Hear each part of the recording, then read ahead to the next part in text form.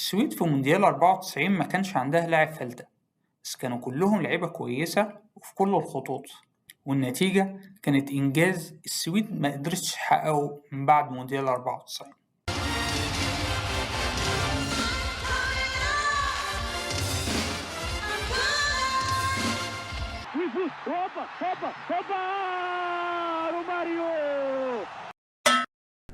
منتخب السويد خرج بصفر من النقاط من مونديال 90 زي ما قلت في السلسلة اللي فاتت، واستقال أوري نوردن مدرب الفريق. مسك الفريق نيسي أندرسون مدرب منتخب تحت 21 سنة بشكل مؤقت لحد آخر السنة. لعب فيهم 4 مباريات ودية وبعدين رجع تاني لفريقه اللي كان بيستعد لآخر مراحل بطولة أوروبا المؤهلة لأولمبياد برشلونة. السويد في الأولمبياد دي أدت بشكل جيد وخرج الفريق من دور الثمانية. الفرقة دي كمان كان فيها عدد من اللعيبة اللي هتلعب بعد كده في مونديال 94. مع بداية سنة 91 استلم الفريق المدرب تومي سيفنسون. تومي سيفنسون كان عنده ساعتها 46 سنة، أكبر شوية من أولي نوردن. سيفنسون كان شارك في مونديال 70 كلاعب، ولما اعتزل بدأ يدرب بس ما كانش عنده إنجازات ملموسة. مع ذلك الاتحاد السويدي وثق فيه في مرحلة مهمة، خصوصا أن السويد كانت هتستضيف يورو 92 ولازم تظهر بشكل كويس بعد مونديال 90 المخيب لآمال الجمهور. السويد طبعا الفريق المضيف لليورو فمش هتلعب تصفيات، فما كانش قدامهم إلا المباراة الودية. أولي نوردن كان بدأ في تغيير جلد المنتخب وسيفنسون كمل ده. كابتن الفريق في مونديال 90 جلين هايسن مدافع ليفربول وقتها اعتزل دولي بعد كاس العالم 90. جلين سترومبرج لاعب وسط اتلانتا الايطالي برضه اعتزل دولي عشان ملعبش وقته كويس في المونديال. اول مباراة لسيفنسون كانت ماتش ودي ضد اليونان في اثينا في ابريل 91. سيفنسون اشرك في اليوم ده مهاجم فريق مالمو الشاب اللي عنده 23 سنة واسمه مارتن داهلن لأول مرة. داهلن يمكن يكون أول سويدي أسمر يلعب لمنتخب السويد، من أب فنزويلي وأم سويدية، ومن يومها أصبح داهلن لاعب أساسي في منتخب السويد. كان اعتماد سيفنسون وقتها في الهجوم على الشباب الصغير زي توماس برولين 21 سنة، مارتن داهلن 23 سنة، كينيت اندرسون 24 سنة، غير نجم وسط أرسنال أندرياس ليمبارد 26 سنة. أرسنال خد الدوري ساعتها سنة 91. الفريق بدأ يلعب بعدها مباراة ودية كان في بعض النتائج الجيدة زي الفوز على النمسا 6-0 والدنمارك 4-0 ويوغوسلافيا 4-3. وواضح ان سيفنسون هيلعب باتنين مهاجمين اندرسون وداهلن وتحتهم توماس برولين. قائمة الفريق في يورو 92 ما كانش فيها إلا الحارس توماس رافيلي بس اللي فوق ال30، كان عنده 32 سنة، واللي وراه على طول في السن كان المدافع رولاند نيلسون 28 سنة وليمبر 26 سنة. فالفريق كان كله صغيرين وشباب، وفيهم كذا واحد لعب أولمبياد برشلونة 92 زي برولين وزي واكيم بيوركلاند اللي هو ابن أخت المدرب سيفنسون.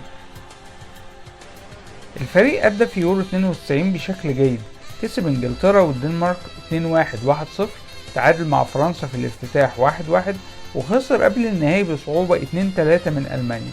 ونسى الناس شكل الفريق في مونديال 90 وخلى الجمهور يتفائل بمونديال 94 اللي تصفياته بدأت بعد بطولة أوروبا على طول، ونجح الفريق في تصدر مجموعته والتأهل للمونديال.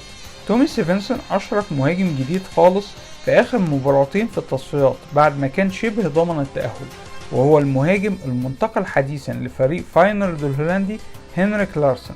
لارسن كان وقتها 22 سنة وهداف فريق هيلسنبرج قبل ما يروح هولندا، وفي أول ماتش ضد فنلندا سجل والفريق كسب 3-2 وضمن التأهل، ولارسن ثبت أقدامه مع الفريق. قائمة المنتخب السويدي ضمت المرة دي 12 لاعب بيلعبوا خارج السويد، وكلهم سابوا السويد بعد مونديال 90 أو يورو 92، وأغلبهم كان بيلعب في فرق كويسة زي برولين في بارما في إيطاليا، أو ليمبر اللي كان ساب أرسنال وراح إيفرتون، أو يوناس ثيرن في نابولي، عكس خالص الوضع قبل مونديال 90.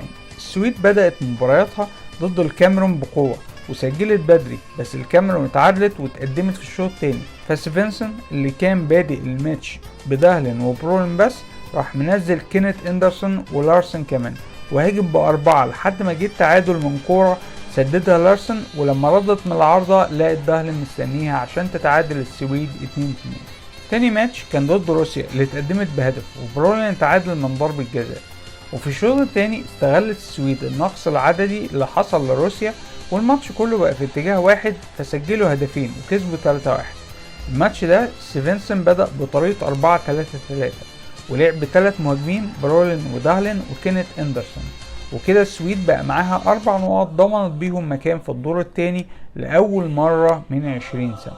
ستيفنسون ريح 2 من لعيبته الأساسيين ضد البرازيل، وبدأ بهنريك لارسن لأول مرة في المونديال، والسويد بدأوا المباراة مش خايفين ولعبوا لعبهم وسجلوا هدف وضيعوا فرص كمان. البرازيل تعادلت الشوط التاني وخلصت المباراة 1-1، وإن كان لوحظ إن السويد بتعاني دايما في بداية الأشواط. السويد كسبت السعودية 3-1 عشان تلعب رومانيا. ستيفنسون قال على الماتش ده إنهم درسوا السعودية كويس وما استهانوش بيهم زي باقي الفرق وأخدوا المباراة بجدية فكسبوا. ستيفنسون كمان قال إنه كان عارف إن الجو حر، فنصح لاعيبته إنهم ما يبذلوش مجهود كبير بدري فيتعبوا في الآخر زي ما حصل لألمانيا في ماتش كوريا الجنوبية، وهنحكي عن ده في حلقة ألمانيا إن شاء الله. قدام رومانيا قدم الفريقين وجبة كروية دسمة، انتهى الوقت الأصلي 1-1 والإضافي 2-2، وابتسمت ضربات الترجيح للسويد وللحارس توماس رافيلي اللي صد ضربتين جزاء وصعد بفريقه للدور قبل النهائي لأول مرة من سنة 58. على عكس ماتش الدور الأول، فالسويد نزلت ماتش البرازيل في قبل النهائي بتحفظ وبطريقة 5-4-1، وما كانش للفريق أي أثر هجومي، فضغطت البرازيل لحد ما سجلت وكسبت 1-0. المدرب تومي ستيفنسون قال بعد الماتش إن محاولة تصدي لهجوم البرازيل كان شيء صعب جدا، خصوصا واحنا بنلعب 10، في إشارة لطرد يوناس سيرن لاعب خط الوسط اللي خبط دونجا بعنف في الدقيقة 63، وقال إن اللعبة لم تستحق الطرد، خصوصا إنه كان طرد مباشر. الفريق السويدي كان بيلعب باتنين نص ملعب طول البطولة، يوناس سيرن وستيفان شوارتز. شوارتز أخد كارت أحمر في ماتش رومانيا فما كانش فيه غير سيرن، فبطرد سيرن نص ملعب السويدي انكشف، حتى لما نزل ستيفن رين ما قدرش يعوض سيرن. السويد لعبت مباراة حلوة قوي ضد بلغاريا على المركز الثالث وكسبوها 4-0 وفازوا بالمركز الثالث. المهاجم كينيث اندرسون جاب جول وحاول بقوة يجيب التاني عشان يبقى هداف البطولة بس ما قدرش. توماس برولين قدم بطولة حلوة قوي، والمدرب كان مديله حرية ناحية اليمين بيسجل ويصنع فرص لزمايله، وخصوصا الجول الأول في رومانيا اللي كان فاول من ناحية اليمين اتلعبت له من ورا الحيطة وحطها. وطبعا كينيث اندرسون اللي سجل 5 تجوال في البطولة وبرضه كان من نجوم البطولة. السويد في مونديال 94 ما كانش عندهم لاعب فلتة، ما كانش عندهم روماريو او روبرتو باجيو، بس كان كل خطوطهم جيدة.